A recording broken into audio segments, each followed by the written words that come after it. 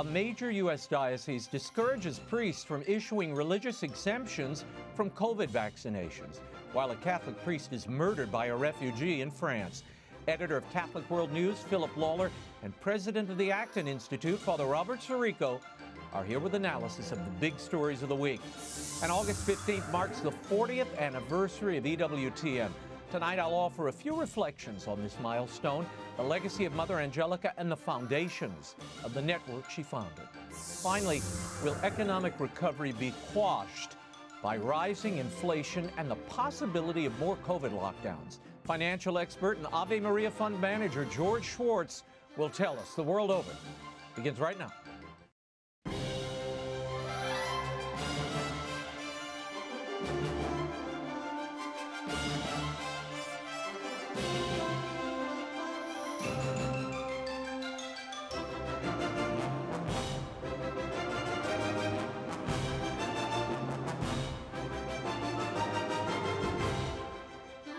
Now, Raymond Arroyo. A warm welcome to all of you joining us in the United States and the world over. We have an amazing show for you tonight. If you'd like to comment, send me a tweet. I'm at Raymond Arroyo. Lots to cover. First, some news. Former head of the Apostolic Signatura and frequent guest of our show, Cardinal Raymond Burke, has tested positive for COVID this week. His Eminence confirmed the news via Twitter on August 10th, saying, "Praised be Jesus Christ, I wish to inform you that I have recently tested positive for the COVID-19 virus. Thanks be to God, I'm resting comfortably and receiving excellent medical care. Please pray for me as I begin my recovery." The Cardinal's tweet dispelled rumors all over social media earlier in the day that Burke may have been suffering from a much more serious health condition. And as COVID and its Delta variant continues to spread across the country, vaccine mandates are being discussed as a possible solution to containing the pandemic. But is it morally acceptable to force individuals to be vaccinated if they don't wish to do so? An internal memo from the Archdiocese of New York was leaked this week. Joining us to analyze what they said and its implications is editor of Catholic World News and author of the new book, Contagious Faith, Why the Church Must Spread Hope, Not Fear in a Pandemic, Phil LAWLER, and president of the Acton Institute, Father Robert SIRICO. Thank you both for being here. I want to start with what we're seeing from Catholic leadership as more institutions push COVID-19 vaccination mandates. In a memo sent to the priests of the Archdiocese of New York on July 30th, the Vicar General there and John Cahill, who's the Archdiocesan Chancellor, state, quote, "There is no basis for a priest to issue a religious exemption to the vaccine." The memo not only advises priests not to issue religious exemptions, but stress that if they did issue them, they would be, quote, "acting in contradiction to the directives of the Pope and participating in an act that could have serious consequences to others." Phil, you wrote a scathing piece reacting to this memo. What's the problem here? Well, it's difficult to get a handle on the problem because the memo is very poorly written and illogical in its execution.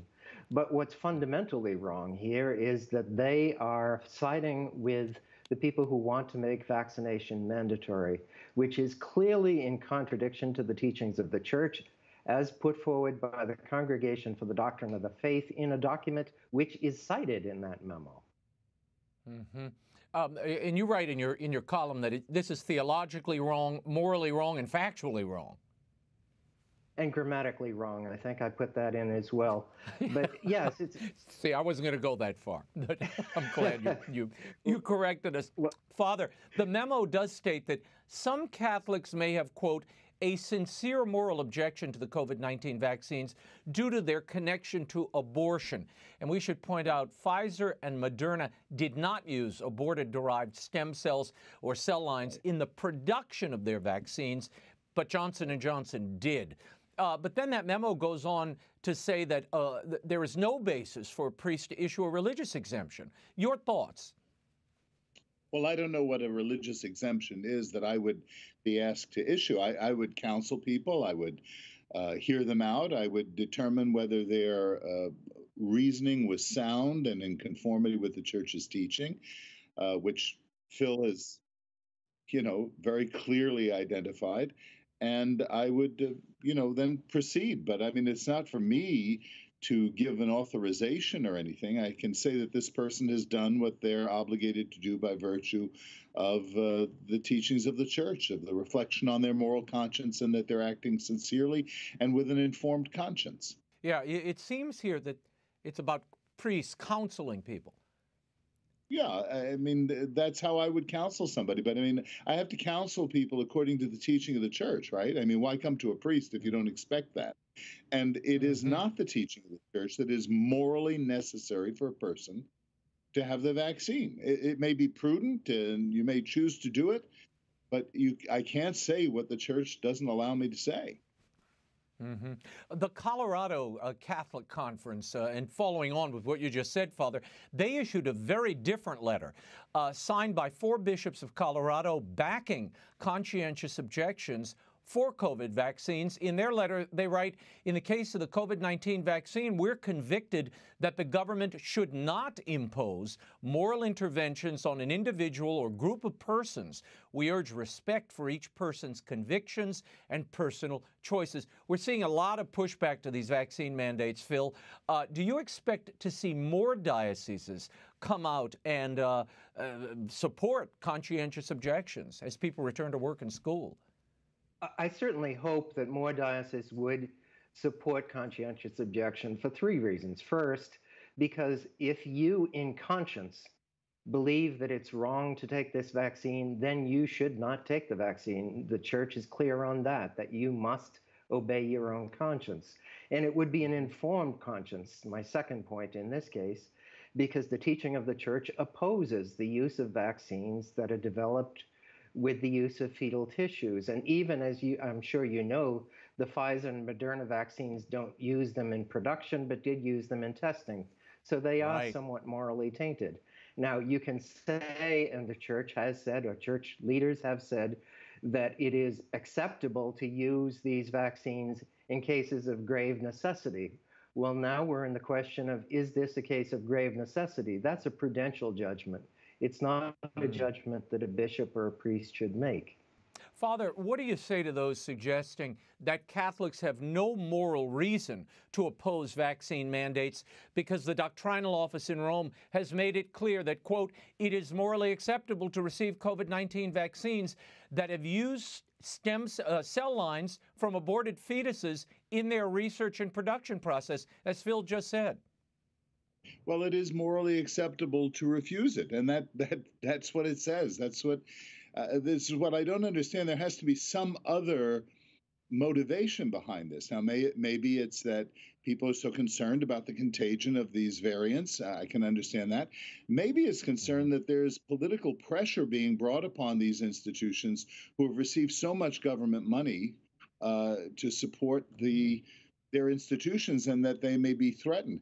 Or maybe it is the old concern about liability. If you're not telling people they have to get vaccines, then maybe you can be legally liable for not doing so. So, but it's certainly not theological consideration, not that I can see. No. This is a prudential judgment, and it seems people are playing fast and loose with the Catholic teaching on conscience and the obligations of an individual to do something just because someone else tells you to do it, particularly where it concerns your body, your person, your health. Phil, we've seen a number of dioceses like Chicago try to mandate that parishioners show proof of vaccination in order to attend Mass. What effect do you think that has on church attendance, to say nothing of the support for those parishes? Well, I think that we've had an awful lot of negative impacts on church attendance since the COVID shutdown, and this is one more. Making, barriers to entry to church. This is not the welcoming church that we want. To tell people when they come in they have to present some sort of certificate. I don't care what sort of certificate it is. You should be welcomed when you come into a Catholic church, no matter what.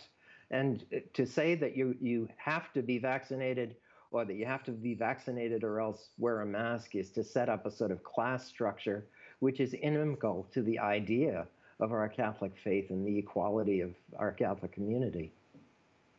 Father, your reaction as a pastor when you saw these stories of requiring vaccine proof to enter the church, to come to Mass? I think it's completely absurd, especially on the people who like to sing, these songs about welcoming everybody who comes. It's sending a contradictory message. In my own diocese, I mean, we had all of the requirements that were given to us by the bishop from the various government agencies, but we went about this in a very prudential way. We had some masses where we asked people not to come if they couldn't wear a mask, and other we added masses so there was less congestion. We never turned anyone away. We never closed our doors. As a result of it, our congregation, Sacred Heart, which I've just retired from as pastor, has grown during COVID, and wow. Including our connections. We've had people actually come up to the door in tears saying, X parish wouldn't let me in the door because I didn't have a reservation. Can I come to Mass here? Wow. That's tragic. Well, thank God your doors were open. Yes, and we abided by all of the requirements that the bishop asked us to. Father, in France, before I let you go, I know you're running tight here. In France this week, the French police have started checking for proof of vaccines or COVID passes. As someone who pays attention to economies, what effect do these proof of vaccination checks have on businesses and tourism in places like France or New York City? Well, you can imagine. I mean, they want more of what we've had already, and I think it's going to discourage the very economic growth that we need, both for the sustainability of the society and also to pay for these deficits that we've incurred during the whole thing. So I think this is a very bad message, and the people who are best suited to make those decisions are the people on the local level, that is the businesses and their clientele. Father SIRICO, thank you for being here. We'll check in with you very soon. Great. God bless you. And Phil, I'm going to continue with you. Speaking of France, on Monday, a Rwandan refugee living in France was arrested for allegedly killing a Catholic priest, Father Olivier Marie, who was head of the Montfortain missionary order. Now, according to reports, the refugee known as Emmanuel Abasanga was invited to stay at the residence by Father Marie while he awaited trial for setting fire to the Cathedral of St. Peter and Paul in Nantes last summer. Now, the refugee had reportedly set the fire after his application for asylum had been rejected and was facing deportation from France. Your thoughts here, although not being looked at as a terrorist attack, Phil, France has suffered attacks on priests and churches repeatedly over the last several years. Macron denounced Father Marie's death. Your reaction when you heard this story? Well, it's a tragic story, and I don't know personally, but I assume that this is a very troubled man. It, however, does speak to a lack of prudence, I think, on the part of the Montfort community, that they would take in a man who was wanted for, charged with a violent act against the Catholic Church.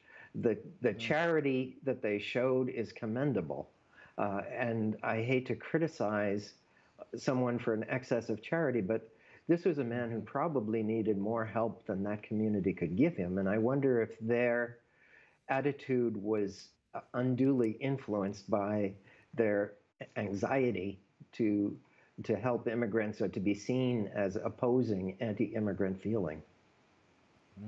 And Phil, there's a fierce political debate over immigration laws already brewing in France. Sadly, it's not the first story of a refugee who was being helped by a priest to only have turned on that priest afterward. Last September, Father Roberto Magliasini was an Italian priest, was killed by a migrant. He had helped in the northern Italian diocese of Como. In France, Marine Le Pen, the president of the National Rally, who will likely run against Macron next year, tweeted, "In France, one can be an illegal immigrant, set fire to the cathedral in Nantes, never be deported, and then offend by murdering a priest." Are there lessons here for us in the U.S., Phil? Or is this just an isolated event in France?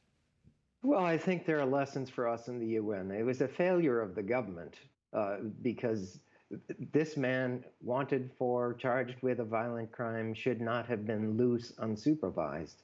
Uh, the other concern that I have is that there is an antipathy towards the church, not just among immigrants. It's growing throughout our society, throughout Western society. Churches are vulnerable, and we need protection, and we need to be prudent about protecting ourselves and our institutions. Yeah, a few summers ago, I remember traveling through France, in Paris, and you could see the burn marks, you know, on the sides of these churches and the side doors. Some of them, of course, entirely torched. But this shouldn't be going on. This should not be going on in the West, and certainly not in Europe. A photograph was taken in November of 2016, first published by the French Catholic newspaper La Croix on July 15th, and it shows a man identified as Father Marie's killer greeting Pope Francis during an audience as part of the Catholic Church's Jubilee of Mercy. Phil, the Pope has repeatedly called European nations to take in migrants and refugees. Does the Catholic Church need to be careful about promoting unregulated migration of groups into Europe and the U.S.? Well, yes, and also has to be a bit more careful about security around the Pope. I mean, that was a lapse. If a man who is now wanted for killing a priest was within arm's length of the sovereign pontiff, something went wrong there with the security system. And I think also there's an unwillingness on the part of many Catholic priests, bishops, clerics generally, to recognize anti-Catholicism for what it is. I mean, in my native Boston, I know there have been several arson attacks and vandalism attacks on churches in Boston that have gone unreported because apparently the pastors don't want to make an issue of it. Yeah, no, that's a tragedy. Well, this week in Oakland, there was an attack on a group of Christians, evangelicals, you know, just praying outside, and Antifa attacked them. Nobody covered it. I saw very little coverage of it outside of a few outlets. I want to move on to another topic, a really tragic one. It's been reported by LifeSite News that the vice rector of the American Seminary in Rome, Father Adam Park, has stepped down from his position. Now, this follows allegations that he sexually harassed seminarians under his care. The announcement appeared in the wake of a lawsuit filed in February alleging sexual misconduct and cover-ups at the seminary over many years, implicating some 30 clerics. The lawsuit mentions NAC's rector, Father Peter Harmon, Cardinal Timothy Dolan of New York, a former rector. In the lawsuit, ex-seminarian Anthony Gorgia alleges that while a student at NAC, he witnessed inappropriate physical contact initiated by Park on a seminarian. Phil, what do you make of this story? I mean, this resignation comes just 5 months after Parks was named in this lawsuit, and a few weeks after the former General Secretary of the USCCB, Monsignor Jeffrey Burrill, resigned following revelations that he was active in that Grindr hookup act. Right. There's clearly a large problem of homosexual activity within the clergy. Donald Cousins, who is not a raving conservative, has spoken about the possibility that the Catholic priesthood would come to be seen as a gay profession. This is a problem that Catholic bishops must confront, and for much too long they have been content to overlook circumstantial evidence, to act only when there was overwhelming evidence, rather than to recognize the problem and address it more forthrightly. And we're seeing a lot of chickens come home to roost, and I doubt that it's over now. I suspect we'll be seeing a lot more in the near future. Mm-hmm. And we should say, for the record, I've spoken to some people around this situation in Rome. The folks at the North American College claim that this lawsuit is baseless, and they deny these allegations. So we'll see what happens in the meantime. And this could be Park's resignation may not be related to the lawsuit. We will see. Time will tell.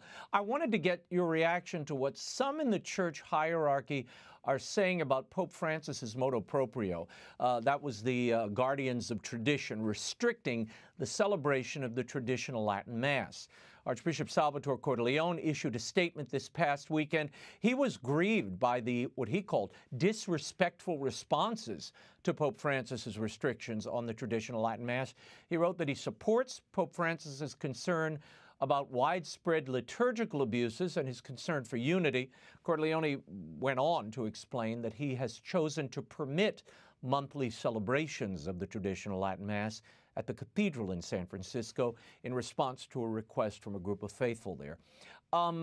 Your thoughts here, Phil? People are awfully torqued and angry about this new legislation, and I think Archbishop Cordileone was trying to calm the waters here. He was, and I think that he saw a need to rebuke some people who have gone too far in their anger. I think the anger is understandable, but respect is always due to the Pope. I'd also like to point out that Archbishop Cordileone, in the same statement, pointed out the Pope had mentioned that liturgical abuses should not be tolerated in the Novus Ordo as well. And I think that that's something that would be best to keep in mind, to keep things in balance, because so many people are headed off to the traditional liturgy, in large part because of the routine abuses they see in the liturgy in many Catholic parishes. And if those abuses were taken as seriously as the alleged transgressions of some traditionalist Catholics, we'd all be better off. During a live-streamed event on Monday, Cardinal Joseph Zen said that he was pleased that the bishops of Hong Kong decided not to change any of their celebrations of the Latin Mass. However, he added, he is worried that some might think that the Pope's motu proprio will not only regulate that form of the Mass, but be a process to have it disappear. He then went on to say that the ideas behind the motu proprio may have originated not with Francis, but with, quote, the people around him, especially in the Secretariat of State. Maybe if anybody has some more information about the origin of all this storm, it may spare us too much discussion about something which I think should be obvious, that the Latin Mass, the old form of the liturgy, is very conducive to piety and even to strengthen the faith. Phil, your reaction? Well, I think Cardinal Zen is right, as he has a tendency to be. The motu proprio does seem clearly to be motivated by a desire to see the old liturgy, the traditional Latin Mass, disappear entirely. And frankly, I can't imagine that will happen. I think there's too many people who have too much invested in the constant tradition of the Church and are going back to the tradition because they are not satisfied with what they see in other parishes. And that will continue. That quest for reverence and holiness and sanctity is going to continue. Yeah. No, we are at a very odd point, Phil, when the ancient Mass of the Saints, which really goes back right to the 1st and 2nd century, much of the form of the Latin Mass and its structure, when that is dismissed and we begin to embrace very odd pagan practices, as this story points out, a Catholic diocese in Argentina is issuing an apology after posting a prayer on social media to Pachamama. Remember that idol that seemed to be making a tour all over Rome during the Amazon Synod? In their apology, the diocese said, we want to apologize to those who felt offended by our post about Pachamama. The intention was to communicate our communion with Francis, who in his apostolic exhortation, Querida Amazonia, says to us, it is possible to take up an indigenous symbol in some way without necessarily considering it as idolatry. A myth charged with spiritual meaning can be used to advantage and not always considered a pagan error. Such a spirituality will certainly be centered on the one God and Lord, while at the same time in contact with the daily needs of people who strive for a dignified life. I don't understand how praying to an idol is a spirituality centered on Jesus. Will we ever be rid of Pachamama, Phil? I wonder, maybe not in my lifetime. You know, it struck me the first time I went to Rome, how many of the churches in Rome were built on the foundation of pagan temples. And it is the history of the church that we take over pagan ideas, pagan institutions, pagan buildings, and we christen them. Now, if you christen the Pachamama, I'm not sure how you would go about doing that. Maybe we're in business, but this notion that you can pray to an idol and somehow that becomes Christian prayer is foreign to me.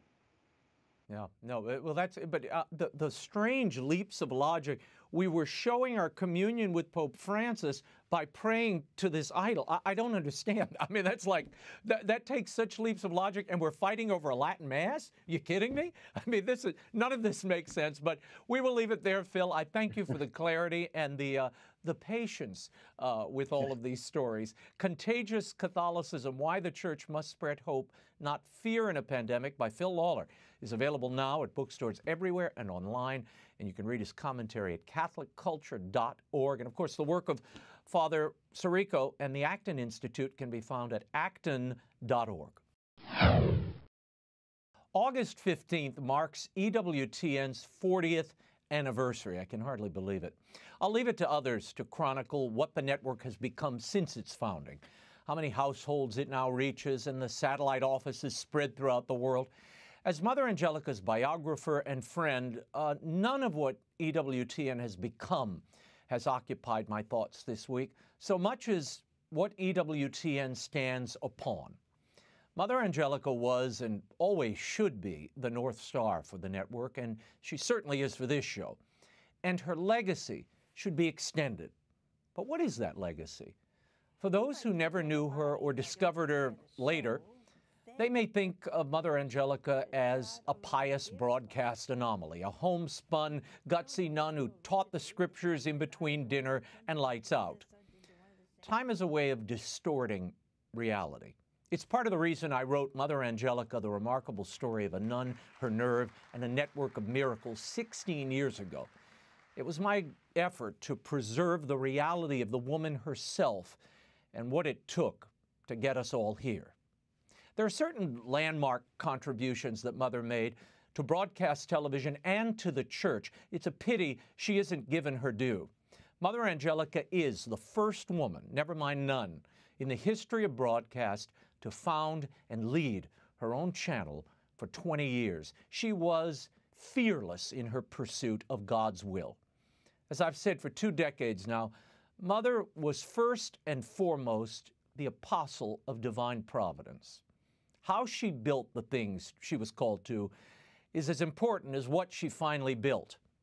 Once inspired like a child drawn to a shiny object, she pursued that inspiration with abandon and determination. She once told me, "My attitude is if the Lord inspires me to do something, I attempt to do it. I start and it goes like a snowball downhill. I have to start. If it's not His will, it'll either fall apart or something will happen to really hinder it." So, audio recordings of her scripture lessons to a woman's group in Birmingham led to radio, which led to this, the TV series Our Hermitage in 1979. It looked this way.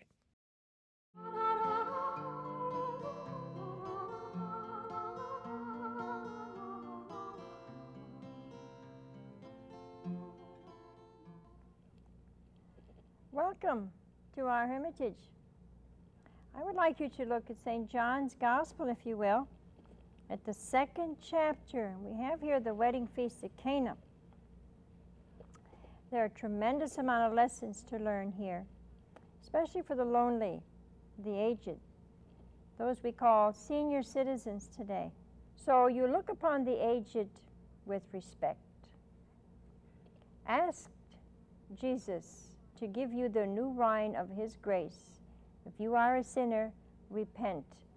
Just as that sinner condition makes your human nature back into water, repentance and His mercy will change your sinner condition into wine just as quickly as He did this water at the marriage of Canaan.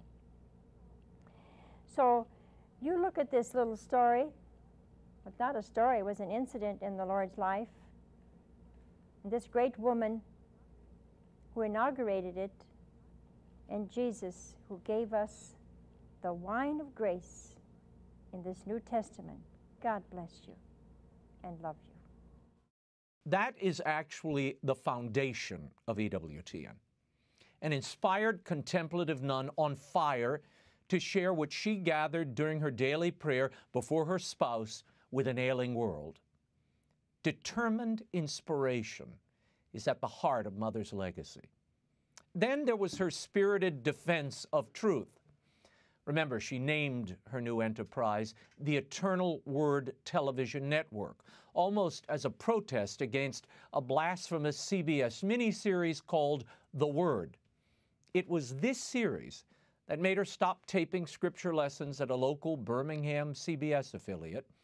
It was a reaction to that series that inspired her to build her own studio and eventually her own network.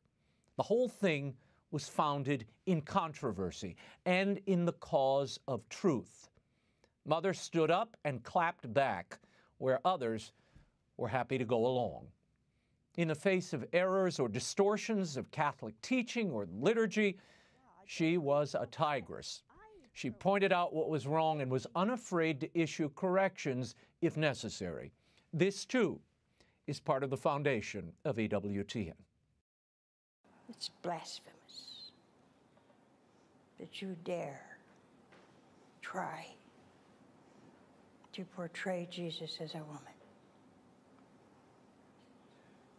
You know, as Catholics, we've been terribly quiet all these years. After Vatican Council, those beautiful documents inspired by the Holy Spirit, they're so beautiful when you read those documents, like reading Scripture.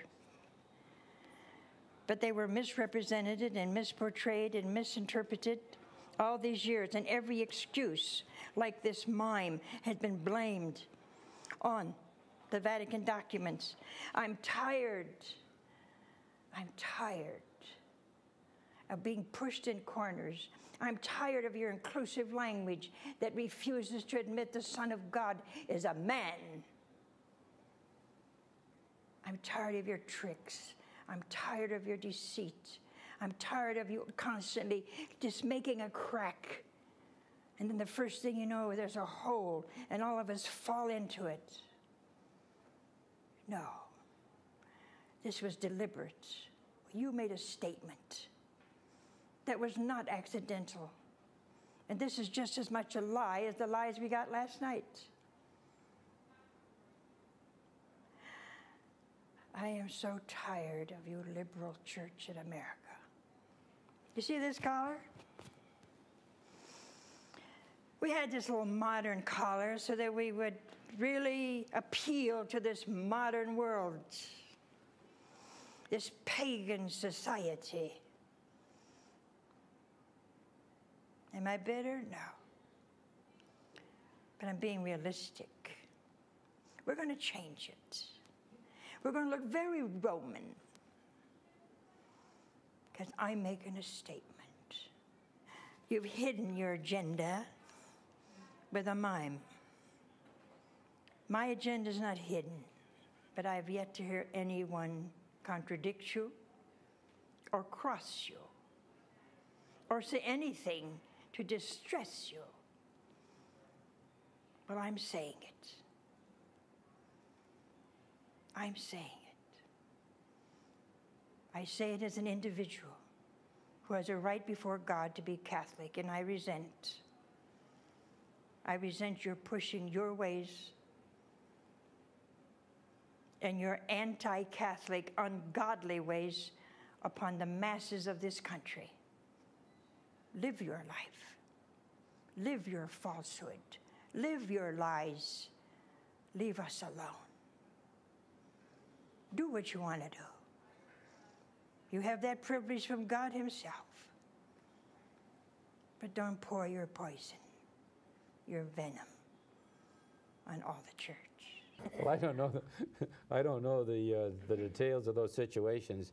And the Archbishop of Hartford is my very close friend and classmate, so I'm afraid to say anything. I'm afraid to say anything.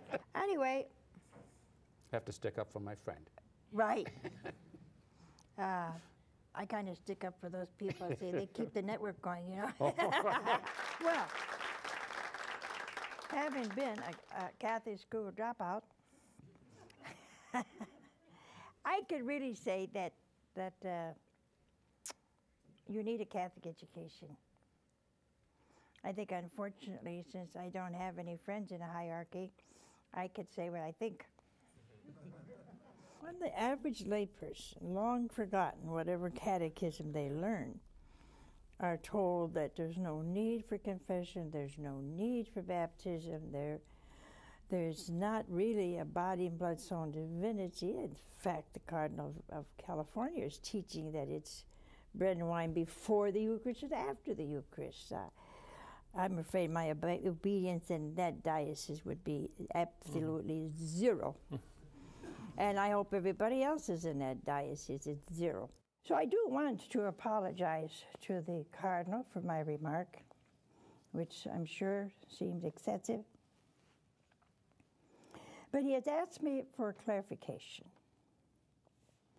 And this is what I would like to do this evening. This is my opinion, and this is how I saw it when I read it. What came through to me was the principal focus in this letter of assembly, the concentration on assembly, all the people in the church, rather than the Eucharist. So I felt the letter was unclear to what the church teaches about the real presence, body, blood, soul, and divinity of Jesus.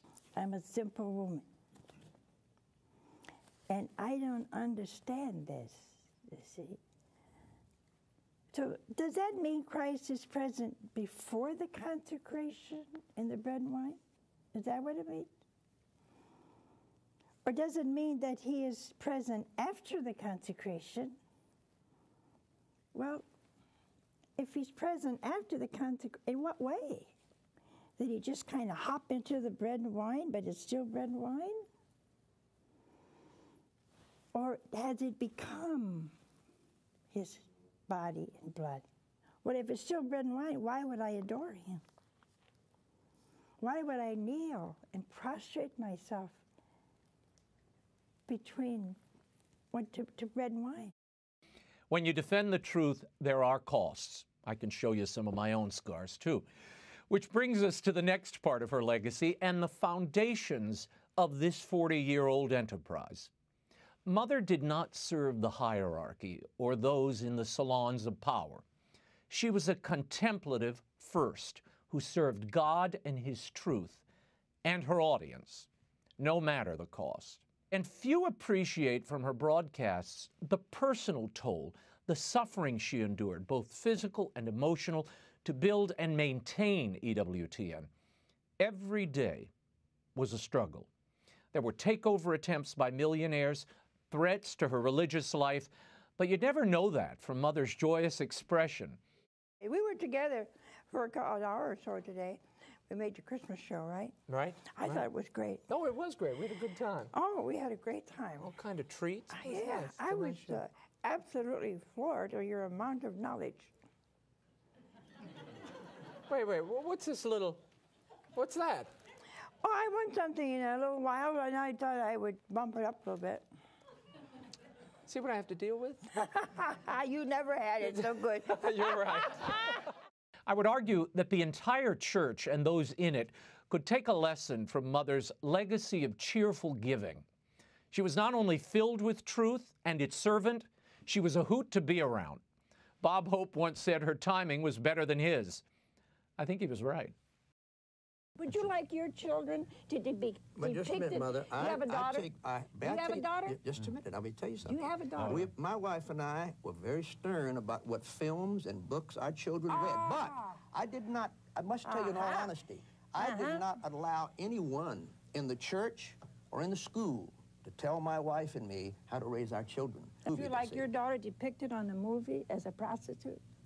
If Would she you was an permit? actress, I didn't say that. I mean her real person as your daughter. Would you like her depicted as a prostitute? Well, I could probably sue, I guess.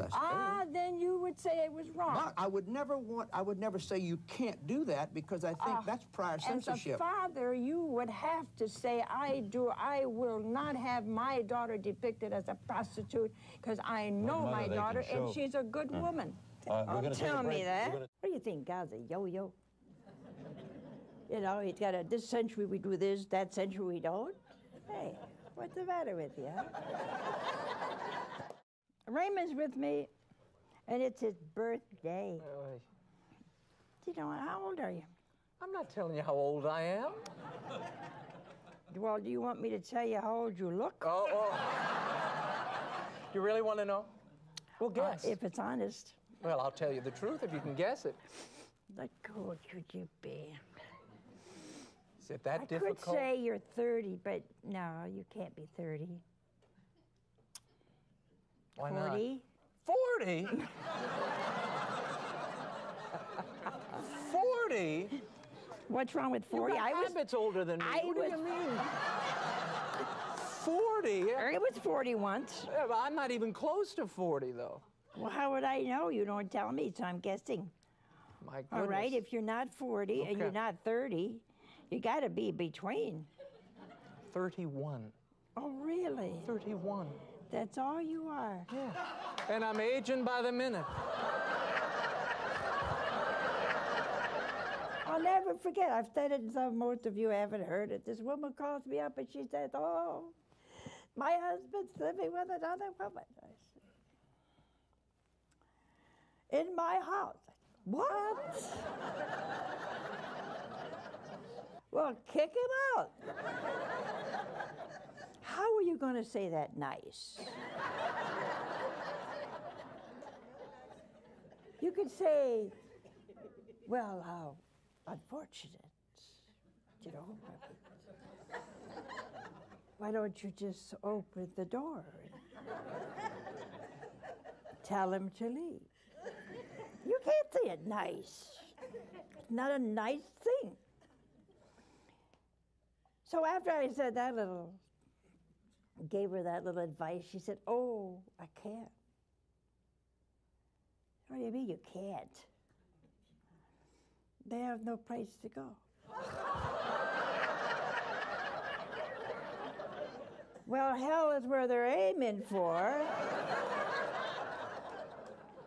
Tell them to go there.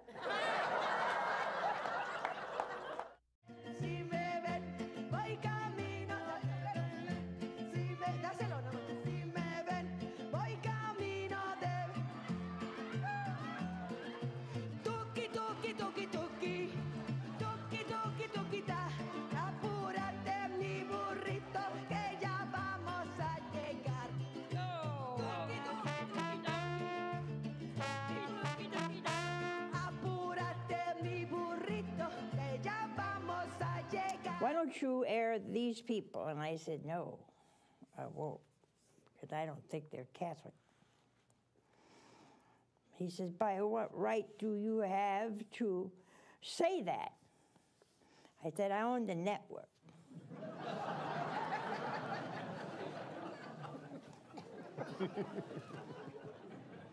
And he said, well, you won't always be there. And I said, I'll blow the damn thing up before you get your hands on it.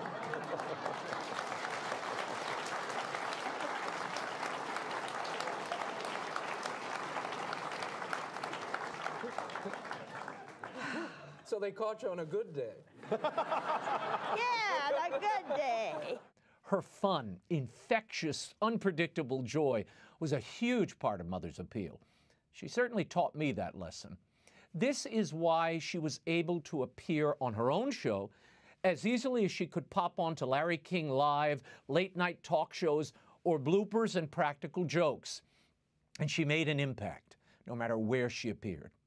Mother didn't take herself too seriously. And let's face it, since Mother, there has been no other teacher in the Catholic Church with half her charm or sense of fun. She was a natural storyteller who lived what she taught. There's another key part of EWTN's foundation that Mother laid herself. It is the reason why she is still such a vibrant part of people's lives, even after her death. She knew who her audience was, what they needed, and she was here for them. Mother envisioned EWTN as a spiritual growth network, one that would advance the truth as defined by the magisterium of the church. But her focus was on people. Remember, the first programming of EWTN's 4-hour day were her spiritual conference talks, old sitcoms, and Lassie reruns. She met the audience in their need, even in their pain and confusion. She met them where they were. She was a tender mother because she had hurt like them. We have a call. Hello? Hello, Mother Angelica. Yeah, where are you from? I'm from Racine, Wisconsin. And what is your question? I would like you to pray for my son who took his life here Sunday. I'm sorry. He hung himself, and if you could have your audience and pray for him and then offer up for next communion, I'd be very grateful. How old was he? He was 33, Mother. I'm sorry.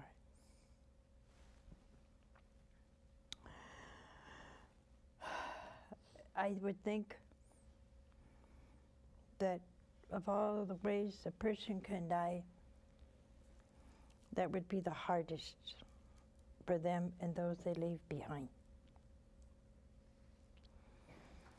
Let me address you first. It is an awesome cross. The first thing you don't want to do is to put a guilt on yourself. Even if there were differences or whatever, you must put it behind you. The second thing is to put a lot of love into the rest of your family. A lot of love. Because there's a special sense of loss when someone commits suicide. It's the most painful kind of death. Third, do not despair. We know that suicide is self-murder. We know it's wrong. Whether it's personal or assisted, it's wrong and sinful, very sinful.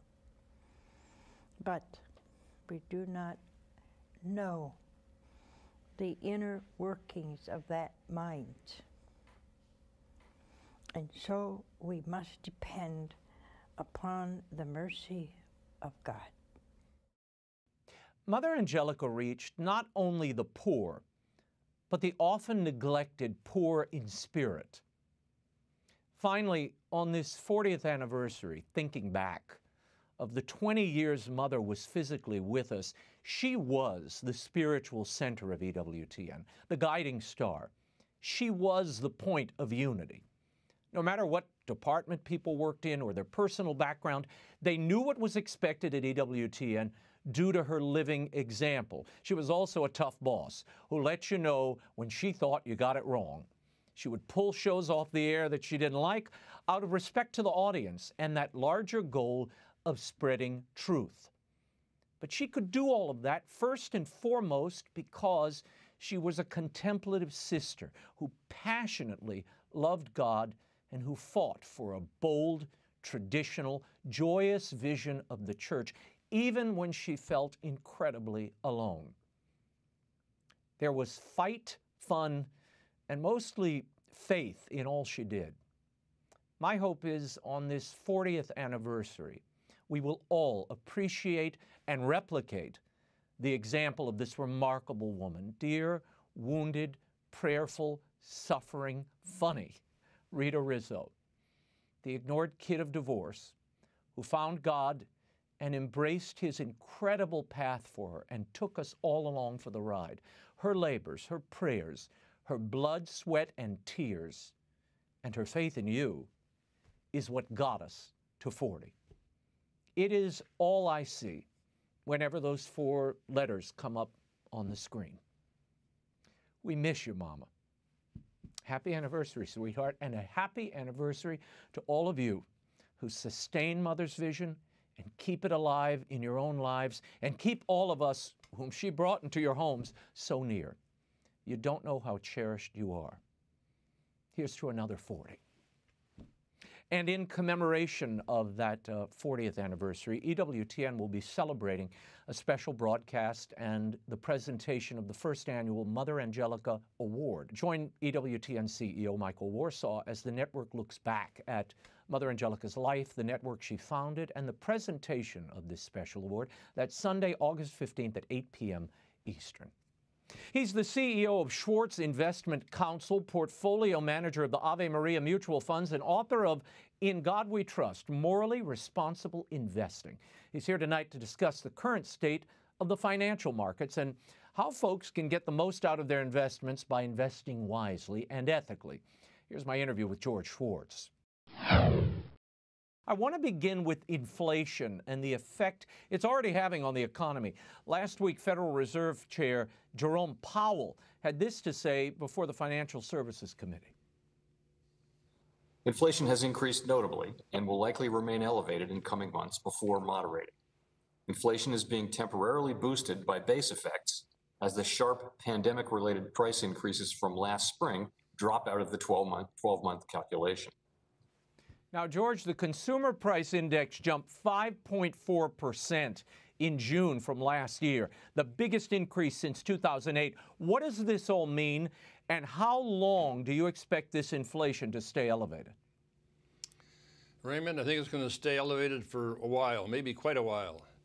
All of the economic indicators, economic indicators we look at are pointing to higher inflation. And as the Chairman Powell pointed out, he thinks it's going to be transitory. He never defines transitory, but I assume he means temporary. But I'm not buying it. Our staff of analysts and portfolio managers have concluded that prices are going to be going up and continue to go up for goods and services, i.e. inflation. So yeah, we've already seen the effect of this inflation, George. All you have to do is go to the grocery store or the gas station. What effect does this have on the average American household and their spending and saving power? Well, the average household today is flush with cash. Not everyone, of course, but on average, there's all kinds of cash available. The federal government and the Federal Reserve has created enormous amounts of cash. They used to call it running the printing presses. Of course, now they don't run printing presses anymore. They just do it digitally by pressing computer buttons. But it still results in the money supply being increased dramatically. And with all the government giveaway programs, there's lots of cash out there. But inflation is going to be in the cards. It is in the cards, and it's probably going to accelerate. Not like the days of the Carter administration when we had 15 and 18% inflation, but we might get back to half of that. And if so, it'll have consequences.